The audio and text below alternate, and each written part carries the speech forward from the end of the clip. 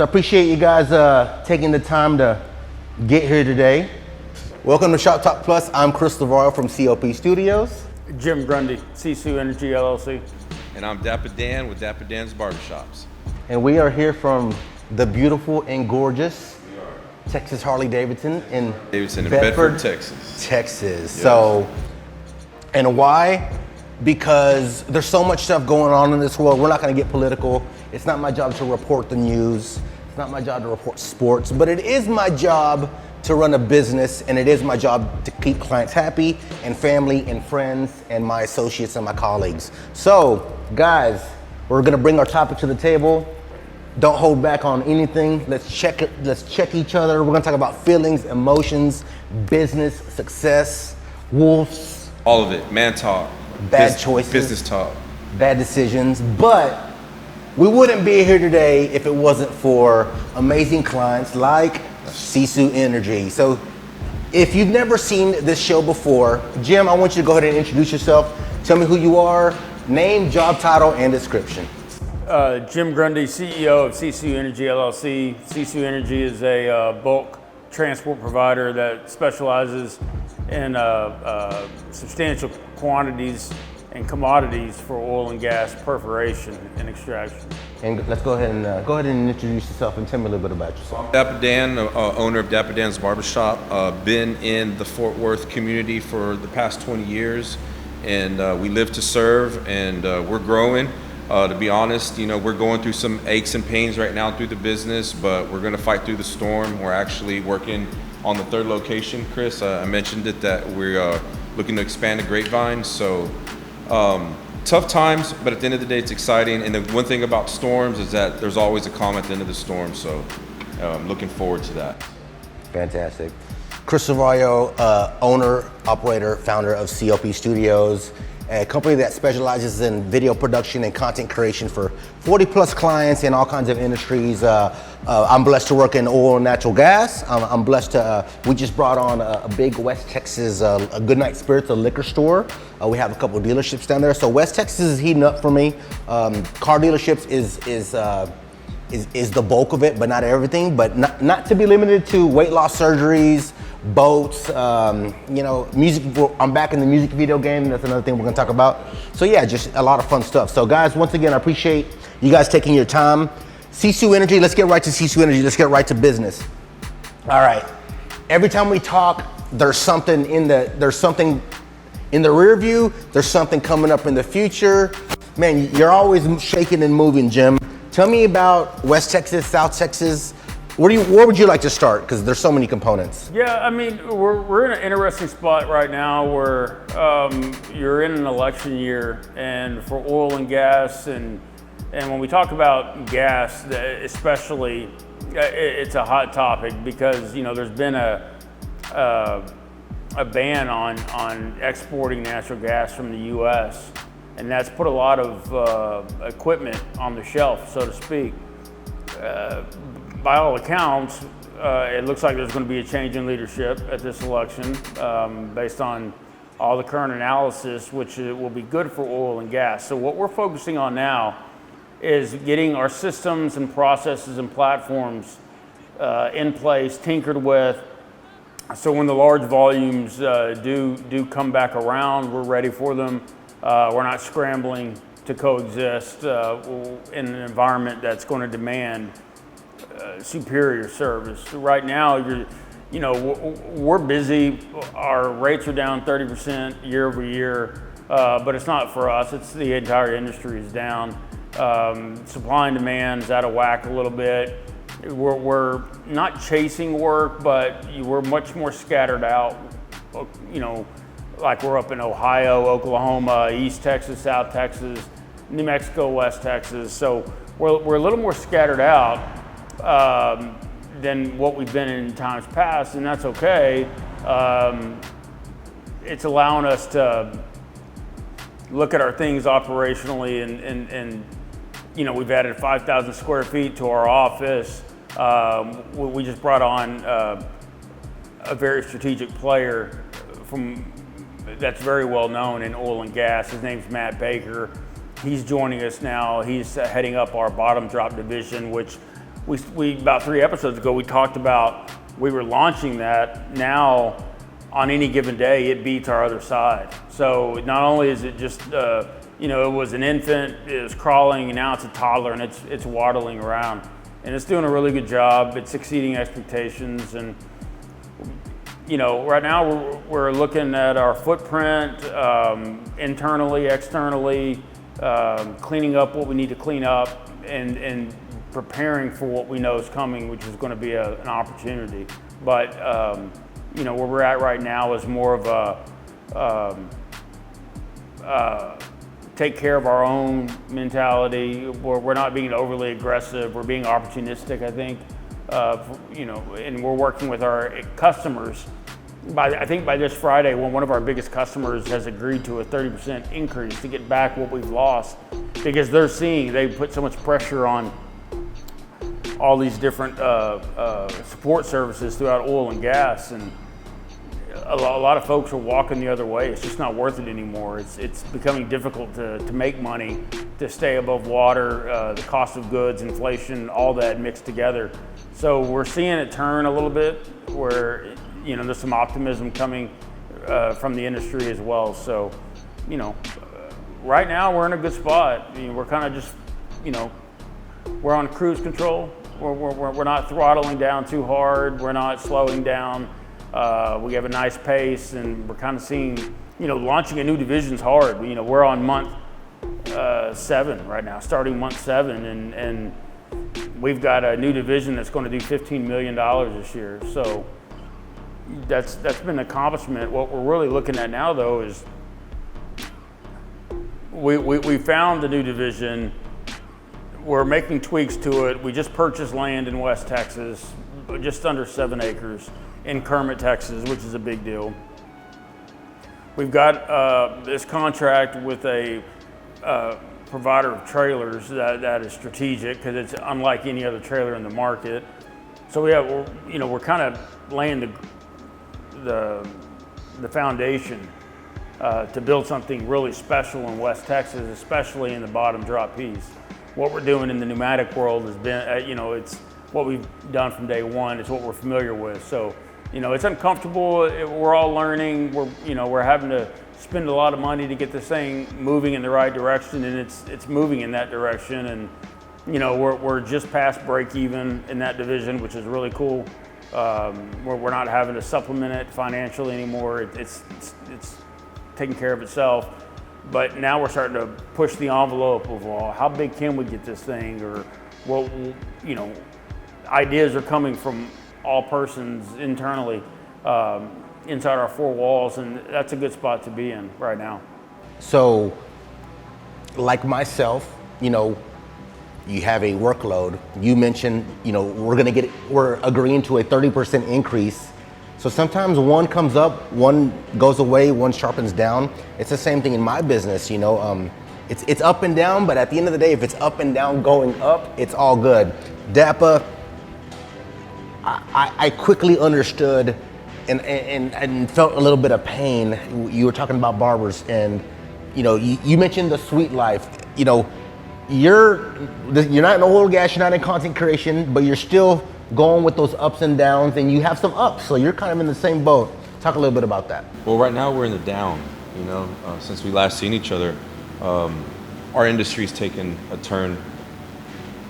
I don't want to use the word worst, but kind of feels that way right now, right? So we're in a season. So what I can share is, for example, I have a service that comes to our location once a week, and they supply us with all our supplies. And he was sharing with us that within a 2-mile radius of one of our barbershops, there's been 3 to 4 barbershops that have closed.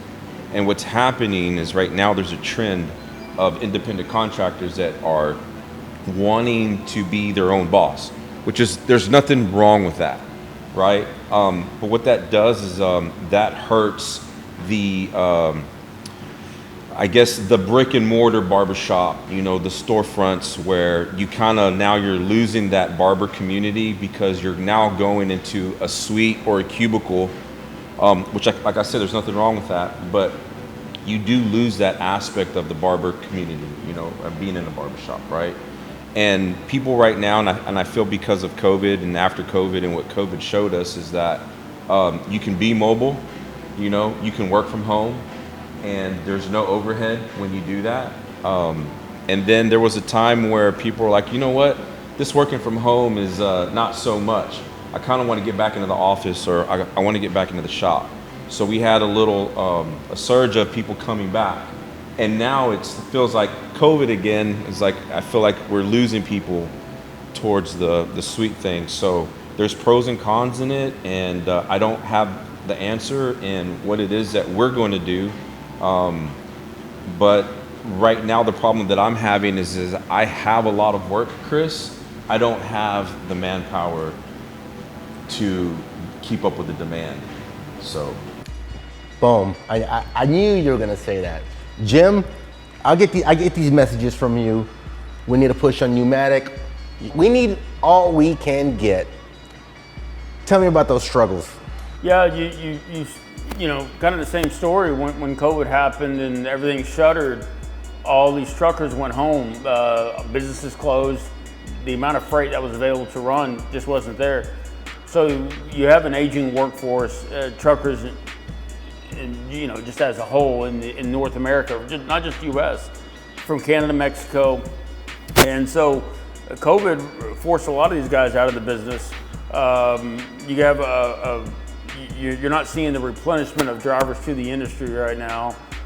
Much less you're not really seeing that big push for drivers joining the oil and gas space, which traditionally pays substantially higher rates. The reality is more people are choosing, they want to be local, they want to be home every night. And in our space, these guys work 30 to 60 days straight.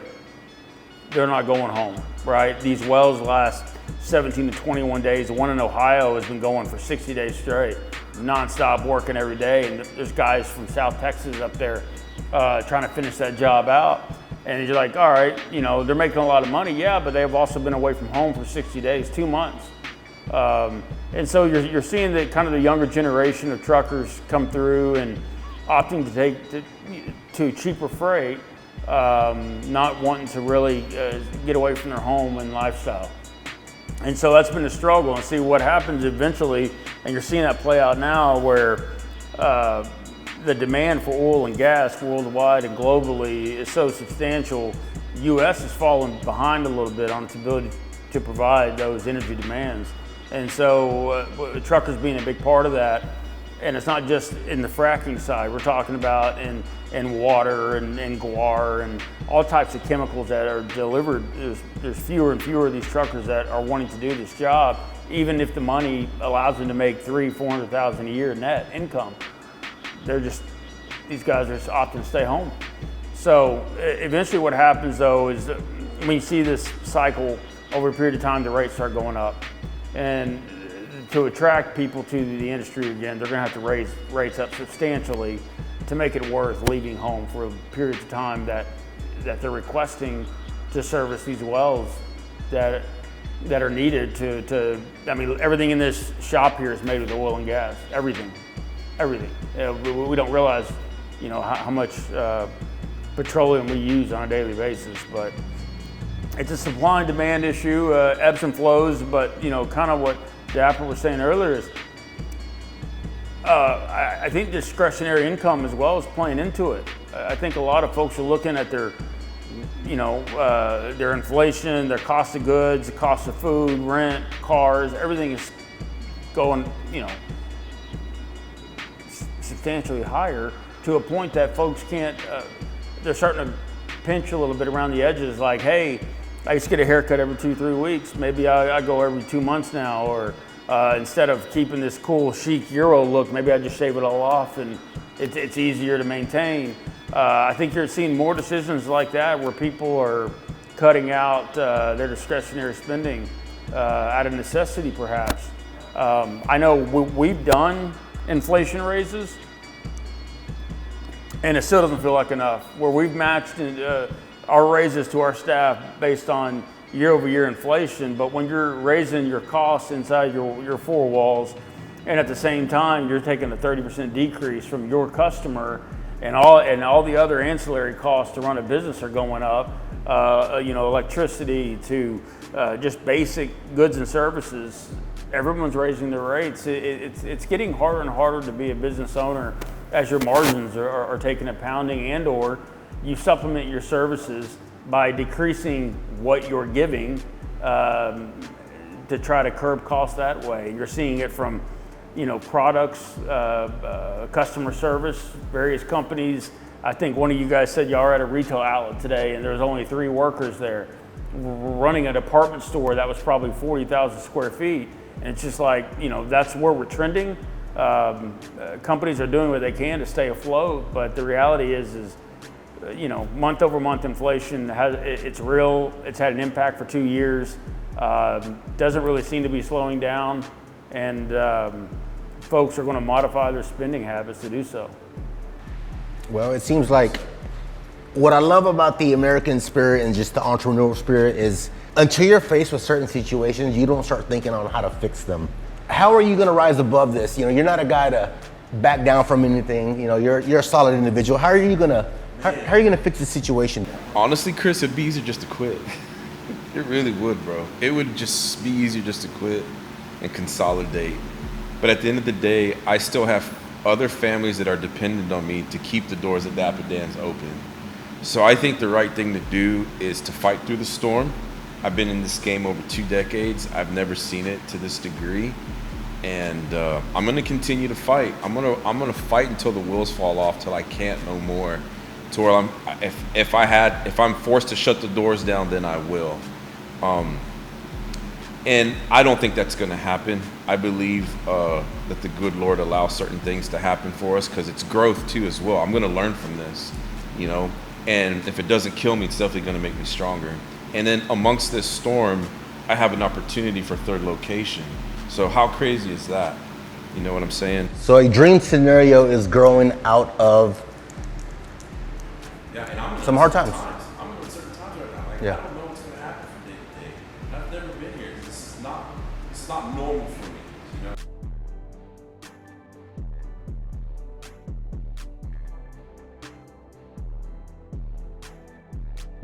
So there's foreshadow me something, Jim. There's a dream. I think it's safe to say that there's a dream scenario coming out of hard times for all of us. What's it for you, Jim? What's your version of that? Yeah, I mean, we're pretty fortunate. A lot of our folks in our industry are in really bad, dire spots. We've seen, contraction within the trucking space for the last couple of years now. You're seeing consolidation amongst your major energy players, and they have preferential, trucking companies that they use. Right now, I mean, like I said, but the 7 acres is, yeah, you needed to do that. It's part of that foundation, that 5,000 square feet. I don't need that immediately, but I know if what I think the company can turn into, you have 2 harsh realities. Either A, you do nothing, you hold pat, and you just deal with what you have. You're always going to be capped, though, by resources. Or 2, when you have the ability to do it, you go get the extra resources and allow yourself to grow into that potential. You might not ever get there, but I'd rather take the risk on being something more than I am now, rather than kind of playing not to lose. And I think if you're not advancing your brand, and it doesn't have to be with financial investments, and it doesn't have to sometimes it's just staying in the game, where most people are cashing out. The hardest thing to do is to sit there and break even and lose money. We did it for quite a while during COVID. It's very uncomfortable when everyone else. The easy thing is to walk. The easy thing right now for us to do is to walk away. But I mean, we're doing well. But it comes down to what's your motivation. We've got kind of what Dapper said. We've got this responsibility now to our staff, to all those owner-operators and all their families that eat because of our idea. From a personal, selfish perspective, we could walk away now and we're fine. But when you're of service to other people and you're of service to something other than your own selfish needs and wants, I think you owe it to everybody to stay in the game as long as you can. Now, the reality is the markets and with inflation and everything that's going on, you're seeing this turbulence, right? The waters are spinning, things that we're going through something we've never seen before. We've never grown up with inflation like this. I mean, inflation in 1978, 1979 is the only other time it passed inflation today. And it took a new president, and it took a couple years after that for them to fix that piece. And that was under Ronald Reagan. So, you know, I don't think the economy's in great shape. There's a lot of metrics out there that suggest that, you know, discretionary spending is all-time low, credit debt's all-time high. I think people are struggling to get by. I think there's a housing crisis that we're seeing the crest of now with housing prices falling. So it's just, we're kind of in a wait and see situation with a probable new president and a new direction we're gonna head on a global scale. So it's hard to really predict, but I know you can't win if you cash out. And so I think it's important that everyone, you know, tidy your houses up and anchor down a little bit, then you know, there's something better coming. If it was easy and it was static, everyone would do it. And you know, you talked about a lot of these folks that want to branch out and they want to find out for themselves. I tell the people in our space that want to compete against us, you're going to find out. If that's what you want to do, cool, good luck.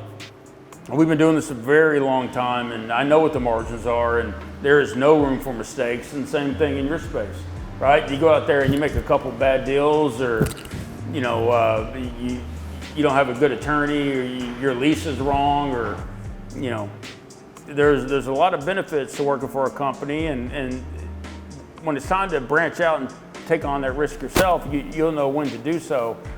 But I say hold pat.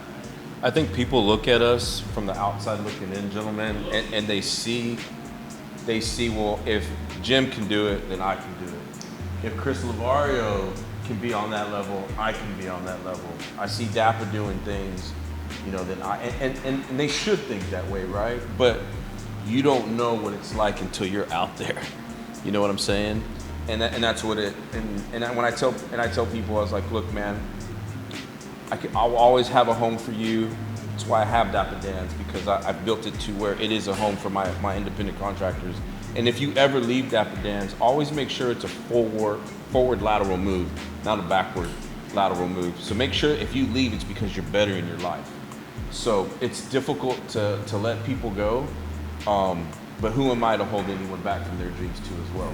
So there's pros and cons and everything, right? So yeah, very well said, Jim. So you're looking at footage right now of Google Earth. It's those 7 acres in West Texas. Okay, so I want you to look at that camera, and you know, I always love doing these call to actions. Call to action, you know, we need all we can get. The floor is yours, Jim. Yeah, I mean, it's call to action from the square footage to the people, the resources, trailers that we're now purchasing, the land that we have in our name. That's against everything that our company was originally founded on, which was no assets, where we could optimize using software and smart people, and we could provide a product and a service that was better than everybody else. But the reality is for us to branch out and to get outside of that comfort zone, which took a lot of convincing. We went out and acquired all these things because we all had this vision collectively that Sisu Energy isn't just your just-in-time delivery module. It's now turned into a brand. It's turned into an expectation. And it's not just within our pneumatic world. The people are asking for our services in wet sand and bottom drop, pneumatic. They've asked us to do boxes. They're all outside our industry saying, you know, what are you guys all about? You guys have consistently been the top of your game for the longest. You are the biggest in pneumatic, still are. Now you're the biggest in bottom drop in 7 months. What's next? And so, you look at those things, but you also got to take a step back, and that's kind of where we are now is, okay, you make a strategic move, but you can't constantly be pushing forward. You have to let everyone else come up with you at the same time. All your staff, no one can be left behind, right? So we made a big jump forward. Everyone's learning right now. We're still catching up. We're still tinkering with the models. And when it's time, everybody's got their breath, and we'll make another big leap. But it's not George Washington crossing the Potomac, holding the flag, leading everyone to charge, right? I'm trying to keep everybody in front of me saying, hey, we're going this direction. We just made a big investment. We're going this way. And there's been some reluctance to it because it's changed. People have to do things differently. Our asset management mindset has been put to test because now we're managing double the assets from the drivers to the trailers that are now ours, to the land. So, we have Brock Sanders that just is in the process of moving to West Texas. So all these things are in action. So you kind of got to make a big move and then take a step back and let things settle before you make another one. What we need right now, though, are wolves, are those owner-operators either in the bottom drop wanting to make a ton of money or in the pneumatic wanting to make a ton of money. We have opportunities in Oklahoma, West Texas, South Texas. We're constantly pursuing stuff around the country. Right now we're in Ohio. That job finishes temporarily. We'll have a gap. We'll be back in Ohio, though, later in the year. But our schedule, especially in South Texas, Oklahoma, and everything West Texas is substantial. I mean, we could take on 100 more trucks right now and it wouldn't be enough. But the reality is now we're asking that question, then where are the 100 trucks, knowing that we have this opportunity? And the reality is the market has beat down the rate so low that folks now are hesitating on making that move because they got to work really hard to make money right now. We're doing, if they did the same loads this time last year, they'd be making 30% more money. So now they got to work, they got to burn their truck 30% longer. They got to work 30% more to make the same money they would have made last year. Whew. That's on the turn. But at the same time, our expenses are up. Our office expenses are up. Our utilities are up. Everything it takes to run the company is up. So you're seeing a squeeze on margin. So all we're doing right now is re-looking at our formula, making sure it's right. We got everything in place for substantial growth, and now it's just a matter of time to figure out if that bet was right or not.